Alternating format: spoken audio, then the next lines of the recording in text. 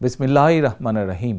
স্বাধীনতা প্রিয়, গণতন্ত্র প্রিয় দেশবাসী, আসসালামু আলাইকুম। 5ই আগস্ট, আজ থেকে ঠিক 1 বছর আগে 2024 সালের এই দিনে ফ্যাসিস্ট বাংলাদেশ ছেড়ে পালিয়েছে।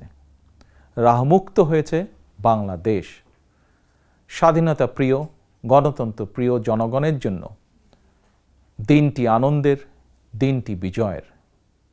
রাহমুক্ত বাংলাদেশের এই দিনটিকে অন্তর্বর্তীকালীন সরকার জুলাই গণ অভ্যুত্থান দিবস হিসেবে ঘোষণা করেছে। তাবেদার মুক্ত বাংলাদেশের জনগণ প্রতি বছর এই দিনটিকে স্বাধীনভাবে সানন্দে সরকারি ছুটির দিন হিসেবে উপভোগ করবে। স্বাধীনতা এবং গণতান্ত্রিক রাজনৈতিক অধিকার চর্চার নতুন অঙ্গীকারে উদ্বুদ্ধ হবে।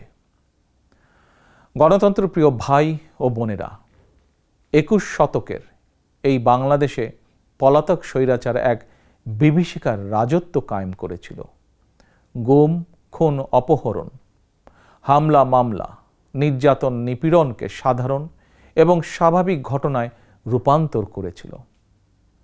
এই ফ্যাসিবাদের বিরুদ্ধে 1.5 দশকেরও বেশি সময় ধরে চলা আন্দোলনের সময় বিএনপি সহ ভিন্ন দল এবং মতের গণতন্ত্রের পক্ষের শক্তির লাখো কোটি নেতাকর্মীর জন্য দেশকে নরকে পরিণত করে রাখা হয়েছিল।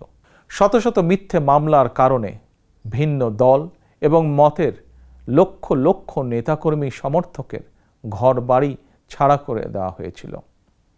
অনেকের পারিবারিক বন্ধন ছিন্ন হয়ে গেছে। গণতন্ত্রকামী মানুষের কণ্ঠ রুদ্ধ করতে পলাতক স্বৈরাচারের নির্দেশে দেশে শত শত গোপন বন্দিখানা, আয়নাঘর বানানো হয়েছিল। সেই আয়নাঘরের অন্ধকার প্রকোষ্ঠে জলজন্ত মানুষকে দিনের পর দিন, রাতের পর রাত, বছরের পর বছর আটকে রাখা হতো। অনেককে চিরতরে গায়েব করে দেওয়া হয়েছে। বিএনপির সাবেক এমপি ইলিয়াস আলী কিংবা কমিশনার চৌধুরী আলমের আজও খোঁজ মেলেনি। বিচার বিভাগ, নির্বাচন কমিশন সহ দেশের সকল সাংবিধানিক বিধিবদ্ধ প্রতিষ্ঠানকে অকার্যকর করে দেওয়া হয়েছিল। সংবিধান উপেক্ষা করে মানুষের ভোটের অধিকার কেড়ে নিয়ে নির্বাচনী ব্যবস্থাকে প্রহসনে পরিণত করা হয়েছিল।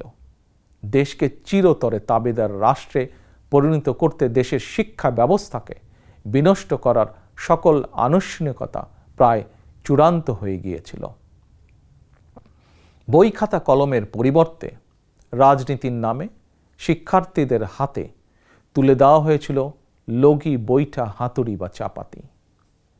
বিপর্যস্ত করে দেওয়া হয়েছিল দেশের অর্থনীতি। ব্যাংকগুলোকে দেউলিয়া করে ফেলা হয়েছিল। দেশ থেকে 28 লক্ষ কোটি টাকা পাচার করে বিদেশে পাঠিয়ে দেওয়া হয়েছিল। অন্যায়, অনিয়ম, অনাচার, দুরাচার, লুটপাট দৈনন্দিন চিত্র হয়ে উঠেছিল। দেশে প্রতিষ্ঠিত করা হয়েছিল ব্যক্তিতন্ত্র। তবে শেষ রক্ষা হয়নি দেশের সকল শ্রেণী পেশার মানুষ, ছাত্র জনতা, কৃষক, শ্রমিক, রিক্সা চালক, মুঠে মজুর, গার্মেন্টস কর্মী, হোটেল রেস্তোরাঁ কর্মী, পরিবহন শ্রমিক, সাংবাদিক, বুদ্ধিজীবী, সংস্কৃতি কর্মী, গৃহবধূ, নারী, শিশু, এমনকি আমাদের মায়েরা সকলেই ঐক্যবদ্ধ হয়ে জুলাই আগস্টের গণ অভ্যুত্থানে রাজপথে নেমে এসেছিলেন। গণ অভ্যুত্থান দমনে হেলিকপ্টার থেকে গুলি করেও মানুষ হত্যা করা হয়েছিল। এমনকি কোলের শিশুটি পর্যন্ত রক্ষা পায়নি। শহীদ আবু সাইদ, ওয়াসিম, মুগ্ধ, আমাদের এইসব সাহসী সন্তানদের বুকে গুলি করে হত্যা করা হয়েছে। শুধুমাত্র 2024 সালের জুলাই আগস্টের গণ অভ্যুত্থানে 1,500-এরও বেশি মানুষ শহীদ হয়েছেন। ছাত্র জনতা, কৃষক, শ্রমিক, নারী, শিশু, বৃদ্ধ, সাংবাদিক, শ্রমজীবী, পেশাজীবী, ফ্যাসিস্টের গুলির নিশানা থেকে কাউকেই রেহাই দেওয়া হয়নি। এই অভ্যুত্থানে আহত হয়েছেন কমপক্ষে 30,000 মানুষ।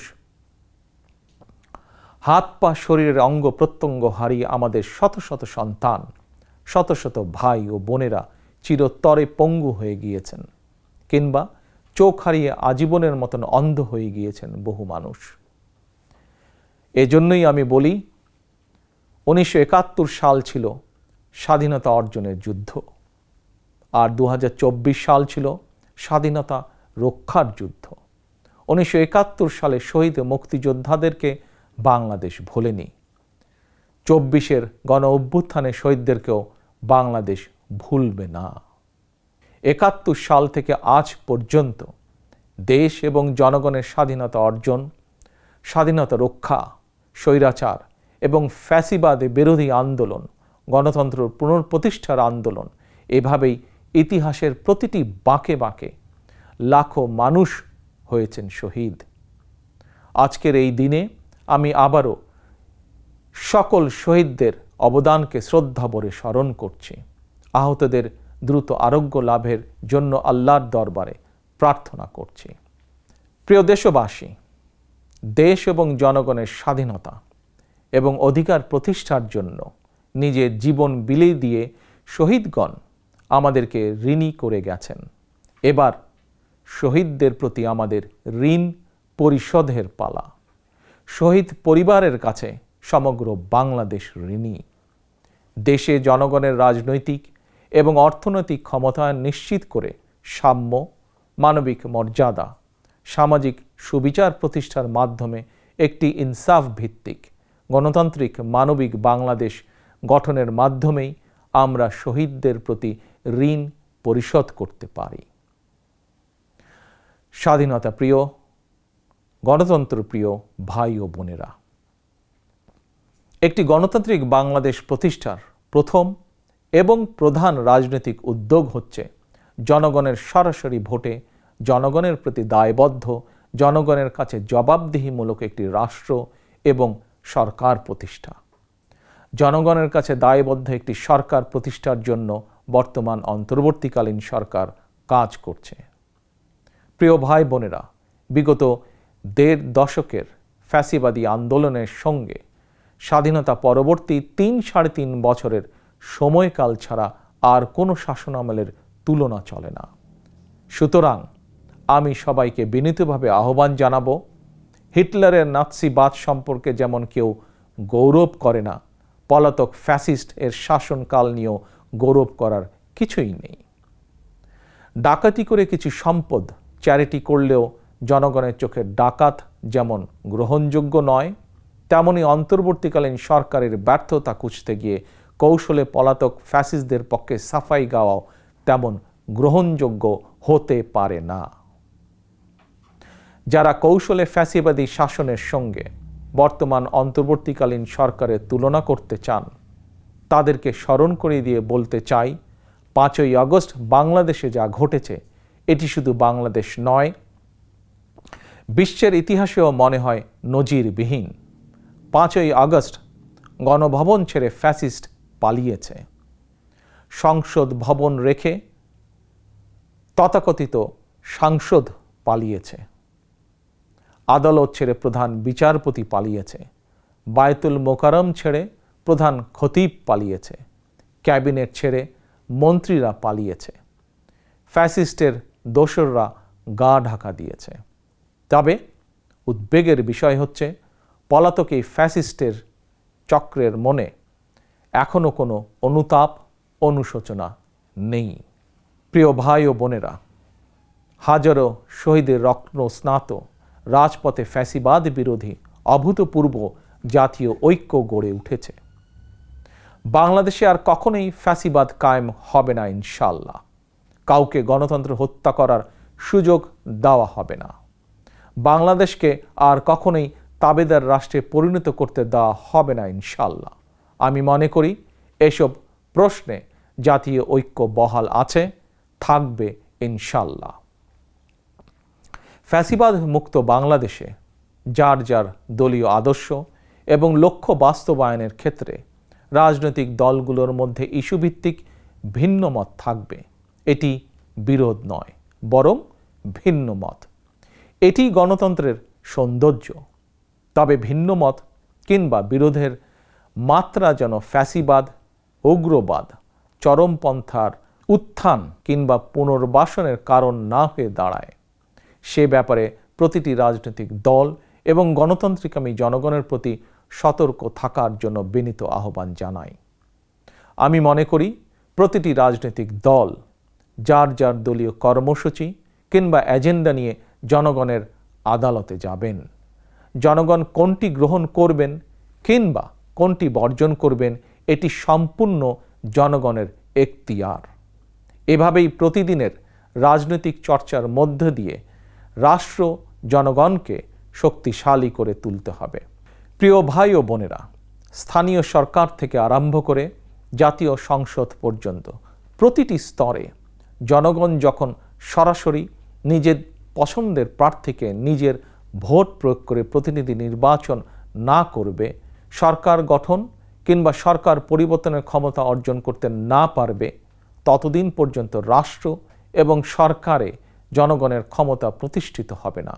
তাই আসুন রাষ্ট্র, সরকার, শাসন, প্রশাসন পরিচালনায় আর প্রতিদিনের কার্যক্রমে জনগণের গণতান্ত্রিক রাজনৈতিক অধিকার চর্চা প্রয়োগের সুযোগ সৃষ্টির মাধ্যমে আমরা জনগণকে রাজনৈতিকভাবে শক্তিশালী করে গড়ে তুলি।